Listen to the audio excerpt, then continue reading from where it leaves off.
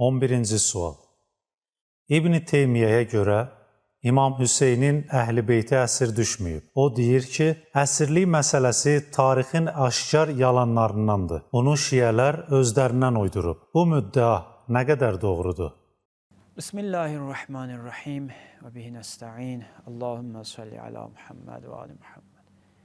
Bəli, əziz izləyicilər, bu şübhə həqiqətən ən mənasız, heç bir əsası olmayan bir şübhədir. Yəni, rahat şəkildə araşdırmadan bir daha bu məsələni təkrar edirik. İbn Teymiyyə iddia edir ki, İmam Hüseyin əleyhissalamın Əhl-i Beyti əsir düşməyib. Və bunu tarixin açıq-aydın yalanlarından hesab edir. Deyir, aydındır bu. Ən aydın yalanlardandır. Yəni, şiyələr, rafizilər bu yalanı irəli atıblar. Ümumiyyətlə, əsir düşməyib. Xanım Zeynəb salamullah əleyha, İmam Hüseynin xanımları, uşaqları, qohumları, ətrafında olan xanımlar, məxsusən körpələr, uşaqlar əsir düşməyib. Belə şey olmayıb. Kim deyir bunu? Bu yalandır. Bunu harada deyir? Bunu Rəsul Hüseyn kitabında 208-ci səhifədə. İmam Hüseyin əleyhissalam başı kitabında 208-ci səhifə. Mən burada bir məsələyə toxunum. Əlbəttə danışmışıq, amma burada istəyirəm qısa toxunum, sonra cavab verək. İbn Teymiyyə bəzi hədislər İmam Əli əleyhissalamın fəzilətindən gətirir kitabında Minhacü's Sünnədə. Əllamə Hilli gətirir, əslində Əllamə Hilliyə cavab verir. Orada Qədir Xum hədisi gəlib. Qədir Xum hədisinin birinci hissəsi belədir ki, mən kuntu məvlə fəhədə aliyyun məvlə. Mən hər kimin mövlasıyamsa, Əli də onun mövlasıdır. İkinci hissəsində deyir ki, Allahümmə vəli mən vələ və adi mən və adə.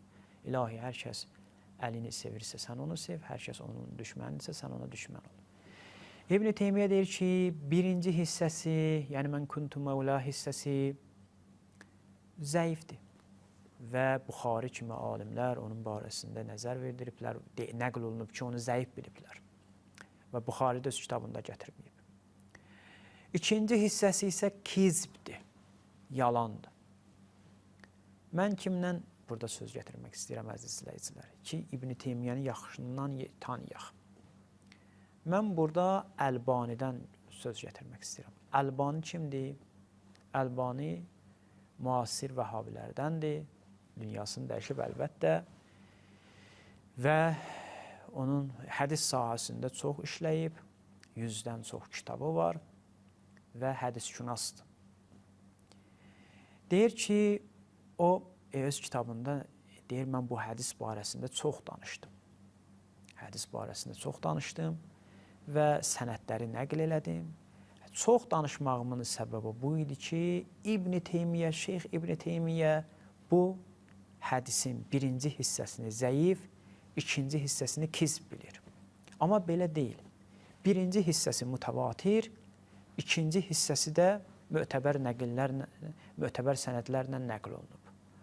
Deyir ki, mən təəccüb edirəm, bəzi digər yerlərdə də buna toxunur.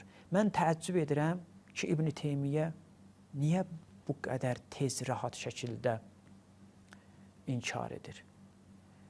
Özü deyir ki, İbn Teymiyyə hədislərin nəqlində, yəni zəif və güclü olmasında, həsən olmasında, nə bilim, səhih olmasında tələsirdi. Araşdırmadan cavab deyirdi, fikir bildirirdi. Taftazani də bu məsələyə toxunur. Deyir ki, İbn Teymiyyə, daha doğrusu İbn Əsakir, deyir İbn Teymiyyə öz hafizəsinə arxain idi, ona görə gedib araşdırmırdı. Baxın, əziz izləyicilər, bu məsələ də elə o məsələlərdən biridir. İbn Teymiyyə heç bir araşdırmadan, heç bir kitaba baxmadan, yəni bunu hardan deyirik? Kimsə deyə bilər ki, hardan deyirsən sən bunu, yəni böhtan atırsan İbn Teymiyyəyə. İnsaflı olaq biraz. Həqiqətən insaflı olaq. İndi burada kitabları deyəcəm, alimlərin kitablarını gətirəcəyik ki, özləri də etiraf ediblər ki, İmam Hüseyn əleyhissalamın əhl-i beyti əsir düşüb. Gedib birinci Kufəyə əsirlər, zəncirlər bağlanıb onların qollarına, boyunlarına, oradan da Şama əsir olublar, əsir düşüblər. Bu cür məsələni inkar edir. Deyir ki, ən aydın, aşkar yalanlardandır. Bunu əhl-i-sünnə alimləri deyir. Bu məsələyə özləri etiraf edirlər. Mən bəzi alimlərin burada nəzərlərini gətirirəm. Birincisi, ən böyük qeyd etdiyim, əslində tənqid idi bu. Ən böyük cavabımız budur ki, sözümüz, yəni İbn Teymiyyə budur ki, dəlilin nədir? Dəlili götür, dəlilsiz danışır.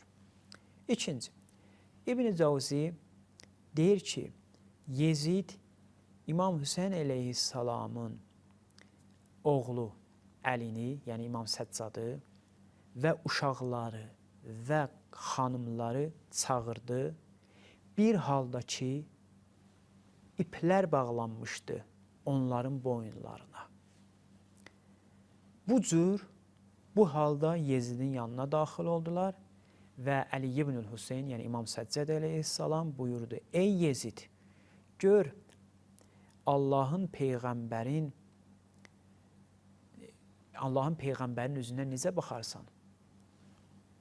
Bu iplər ki, bağlanıb Əhl-i Beytin boynuna, onlar buna layiqdirmi?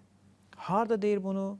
Əbdülrahman İbn Cavzi Ər-Raddu aləl-Mütəassibil Anid səhifə 60.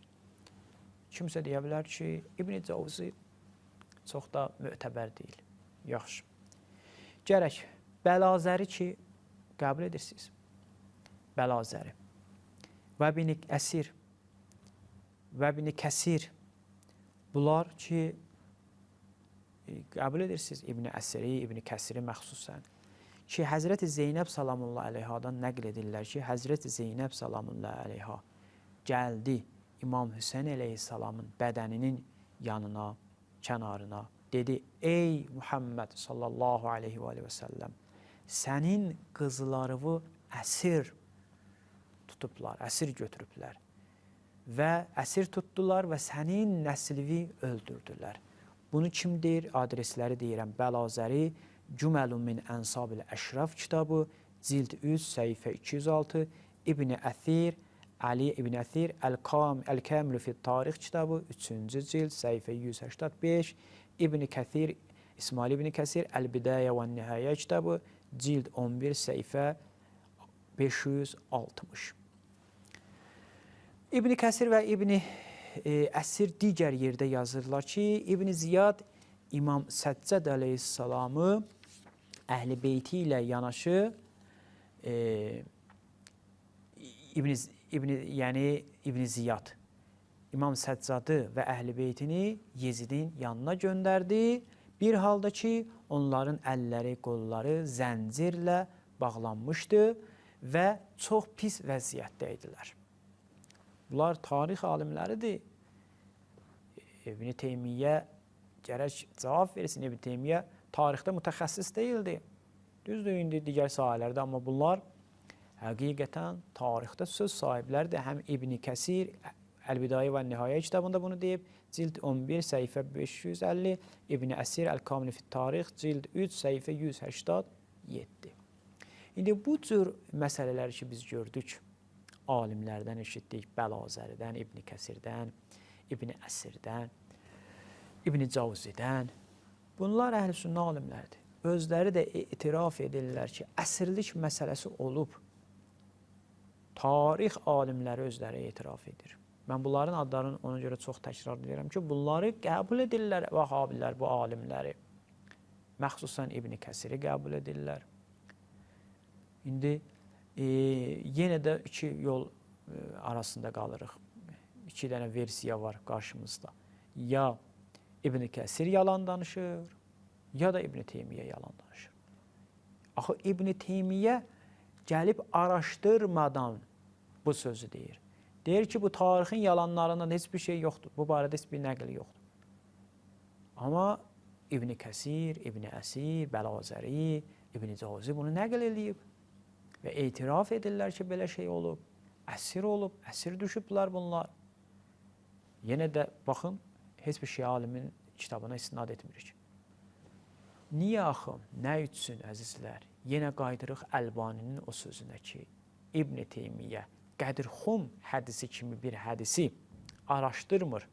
Rahat şəkildə deyir, birinci hissəsi zəif, ikinci hissəsi kizbdir, yalandır və Albani kimi şəxs ki, Vəhabidir və İbn Teymiyyəyə hörmət eləyir, necə lazımdır, şeyx bilir, onun üçün əzizdir. Amma deyir ki, İbn Teymiyyənin bu hərəkəti səbəb oldu, mən gəlim, bu barədə geniş araşdırma aparım və sübut edim ki, birinci hissə mütəvatirdir, ikinci hissədə mötəbərdir və çoxlu sənədlərlə nəql olunub. Deməli, İbn Teymiyyə əsl tədqiqatçılar bilirlər İbn Teymiyyəni və bəzi hədislər də var. Mən İbn Teymiyyə gəlib İmam Əli əleyhissalam fəziləti barəsində nəql olunanda inkar eləyir. Demək olar, bütün hədisləri inkar eləyir də. Əlbani təəccüb eləyir, deyir, mən təəccüb eləyirəm İbn Teymiyyə bu hədisi niyə inkar eləyir? Təəccüb eləyirəm, deyir. Baxın, əgər bir dənə Vəhabi insafla həm İbn Teymiyyənin bu sözünü oxuya, həm gedə araşdırma apara, görər, həqiqəti tapar. Amma təəssüf olsun, bunlar iddialılar ki, biz təqlid etmirik.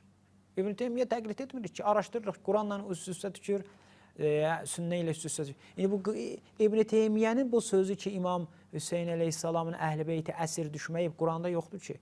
Sünnədə də məsələn deyək ki, yoxdur, düz. Hardan bilməliyik biz bunu? Tarixə baxmalıyıq, alimlərə baxmalıyıq, araşdırma aparmalıyıq. Amma İbn Teymiyyə deyib, tamam. Bu yəni təqlid. Əziz izləyicilər, Vəhabilər iddia etsə də biz təqlid etmirik. Əmin olun ki, əsl təqlidçidirlər və İbn Teymiyyə təqlid edirlər. Bu da nümunələri. Bu da nümunələri. Baxmayaraq ki, İbn Teymiyyənin tələbələri təqlid etmirdilər. Zəhəbi, İbn Kəsir təsirlənsələr də, amma bəzən öz ustadlarının sözünün əksinə də söz deyirdilər. Və ya məsələn, bəzi çox az nadir Vəhabilər də insafla gəlib danışırlar bəzi məsələ, məsələn, Əlbani kimi. Amma nə üçün? Bəzilər quru-quru düşünürlər. Həqiqətən cavabsız suallardır ki, Vəhabilər heç vaxt bu suala cavab vermirlər və rahat üzərindən keçirlər. Bu qədər bəs eləyər və əssalamu aleykum və rəhmətullahi və bərəkatuhu.